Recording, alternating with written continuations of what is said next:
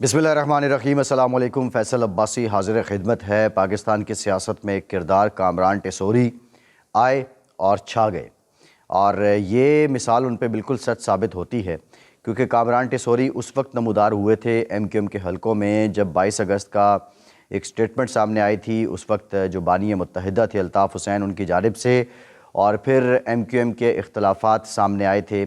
जो अल्ताफ़ हुसैन की पॉलिसी थी या अल्ताफ़ हुसैन का जो अंदाज़ सियासत था उसको लेकर, फिर उसके बाद हमने ये देखा कि MQM मुख्तलिफ़ धड़ों में तकसीम होती गई। एक धड़ा PSP की सूरत में निकला, एक धड़ा फ़ारूक सत्तार की सूरत में निकला, एक बहादराबाद की सूरत में निकला, एक लंदन की सूरत में निकला, फिर एक अजीज़ाबाद वाला धड़ा निकला। तो ये मुख्तलिफ़ धड़े हैं जो MQM तकसीम होती गई। लेकिन कामरान टेसोरी के बारे में ये कहा जाता है कि कामरान टेसोरी का उस वक्त इस MQM की तकसीम में भी बड़ा कलीदी किरदार था। यानी कामरान टेसोरी को फ़ारूक सत्तार भी पसंद नहीं करते थे, कामरान टेसोरी को जो बहादराबाद वाला कैंप है वो भी पसंद नहीं करता था। लेकिन करते करते कामरान टेसोरी फिर आहिस्ता आहिस्ता इस सारे सियासी मंजरनामे से गायब हो जाते हैं। अब 2-3 माह पहले कामरान टेसोरी अचानक उभरते हैं और उन्हें गवर्नर सिंध लगा दिया जाता है। उनके गवर्नर सिंध लगने के बाद एक पैगाम सामने आता है यगानगत का, यकजहती का। ना सिर्फ यकजहती कराची की हद तक, बल्कि वो यगानगत की बात करते हैं पाकिस्तान में, पूरे पाकिस्तानी कौम में भी, पाकिस्तान की सियासी जमातों में भी। और जो इस वक्त सिंध में हुकूमत है पाकिस्तान पीपल्स पार्टी की, उसको लेकर भी हमने ये देखा कि कामरान टेसोरी एक ऐसी शख्सियत हैं कि जिन पर पाकिस्तान पीपल्स पार्टी भी मुकम्मल एतमाद कर रही थी। ऑल्दो जब ये सारी इमरान खान की हुकूमत जा रही थी, उस वक्त जो मुआहिदा हुआ था उसमें ये तय किया था PDM ने कि वो MQM को गवर्नरशिप देंगे सिंध की। लेकिन जो पहले नाम भेजा गया था वो नाम खासे अरसे तक पेंडिंग रहा। फिर उसके बाद कामरान टेसोरी अचानक आए और उन्हें गवर्नर लगा दिया गया। कामरान टेसोरी साहब के गवर्नर बनने के बाद हमने ये देखा कि अचानक हलचल शुरू होती है, और बाहम जिस तरह दरिया के दो किनारे एकदम मिलने के करीब आ जाएं। PSP मुस्तफ़ा कमाल जाहो जलाल के साथ, गरज बरस के साथ खूब ललकारते थे MQM को, बिलखुसूस जो MQM इक़्तिदार में है, अमीनुल हक साहब मिनिस्टर हैं, फैसल सब्ज़वारी साहब सेनेटर हैं। तो ये जो बहादराबाद ग्रुप था इसको ख़ासा ललकारा जाता था मुस्तफ़ा कमाल की जानिब से। लेकिन अब मुस्तफ़ा कमाल भी बगलगीर होते दिखाई दे रहे हैं, और बज़ाहिर ये लग रहा है कि खालिद मकबूल सिद्दीकी की जो छतर छाया है उस तले अब ये मुत्तहिदा कौमी मूवमेंट वाक़तन इत्तेहाद के साथ आगे बढ़ेगी।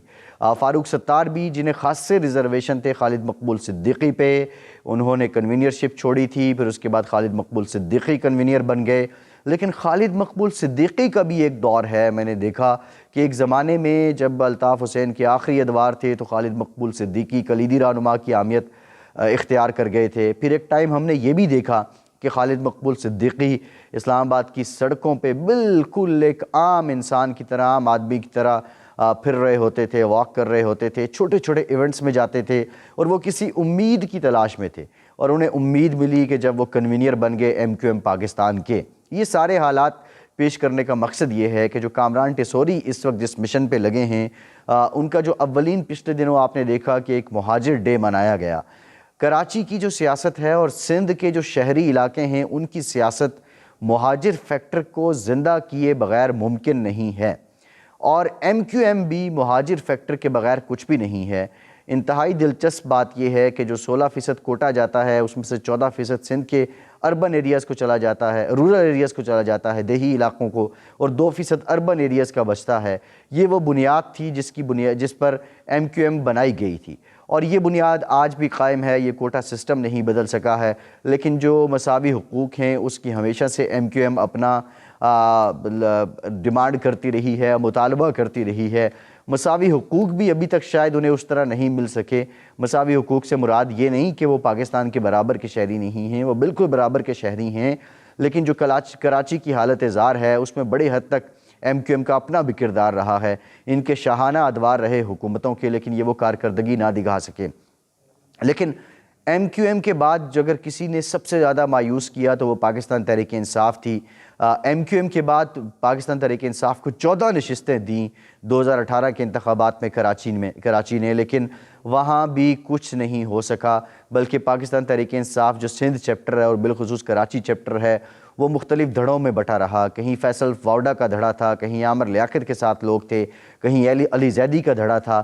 ایون جو اپوزیشن لیڈر تھے شمیم نقوی صاحب, ان کو بھی اپنا عہدہ چھوڑنا پڑا تھا, اور پھر علیم عادل شیخ صاحب وہاں پہ اپوزیشن لیڈر آئے. تو منقسم در منقسم رہی پاکستان تحریک انصاف, اور عمران خان نے اپنے دور اقتدار میں ایک رات بھی کراچی میں نہیں گزاری. سو پاکستان تحریک انصاف بھی کراچی کو کچھ ڈیلیور نہ کر سکی, اور کراچی والے پاکستان تحریک انصاف سے بھی دل برداشتہ ہیں.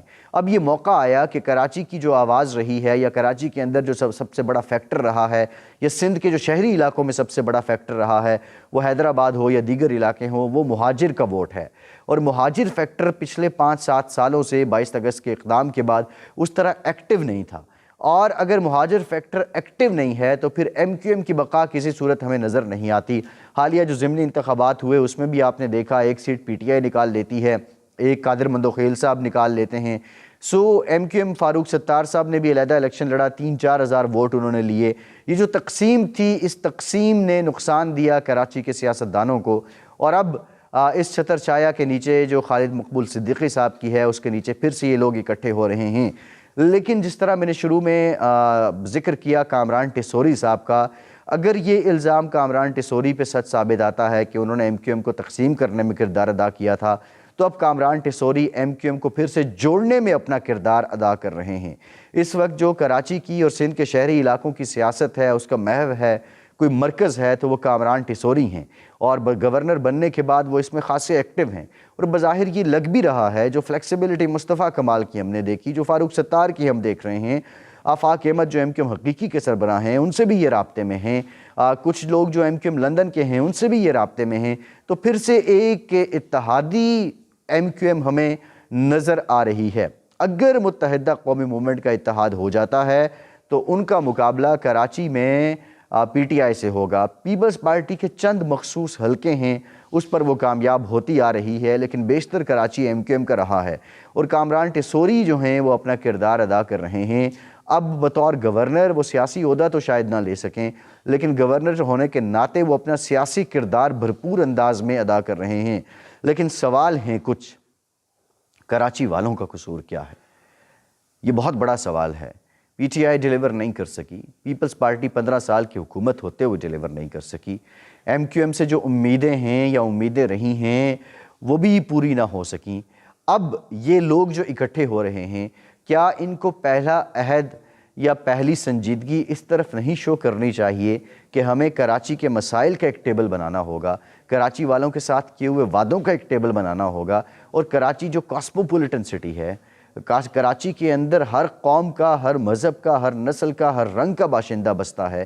کراچی جسے غریب کی ماں کہا جاتا ہے, کراچی جسے عروس البلاد کہا جاتا تھا, کراچی جسے روشنیوں کے شہر کہا جاتا تھا, کیا اب یہ اتحاد اگر کسی سنجیدہ نقطے پہ نہ آیا تو کیا کراچی والے اب بھی نادان ہیں؟ کیا مہاجر فیکٹر کے نام پہ وہ ووٹ دیتے رہیں گے؟ میں سمجھتا ہوں کہ اب زمانہ بدل چکا ہے. اس بدلے زمانے میں یہ اتحاد بن جائے, سیاسی اتحاد بنتے ہیں, لیکن ان کو اپنی سنجیدگی کی ایک گارنٹی کراچی کے عوام کے سامنے رکھنی ہوگی, ورنہ یہی تتر بتر ووٹ ہوگا, 2-2 4-4 سیٹیں ایک جماعت کی آتی رہیں گی, اور پھر اسی طرح کراچی ایم کیو ایم کا نہیں رہے گا. بہرحال اب دیکھتے ہیں کہ کامران ٹیسوری صاحب آنے والے دنوں میں کتنے کامیاب ہوتے ہیں, یہ تو وقت ہی بتائے گا. لیکن مجھے لگ رہا ہے کہ جس روش کے ساتھ, جس طریقے کے ساتھ وہ اس سارے معاملے میں مصروف ہیں, تو وہ کامیاب ہو جائیں گے. فیصل عباسی کو اجازت دیجیے.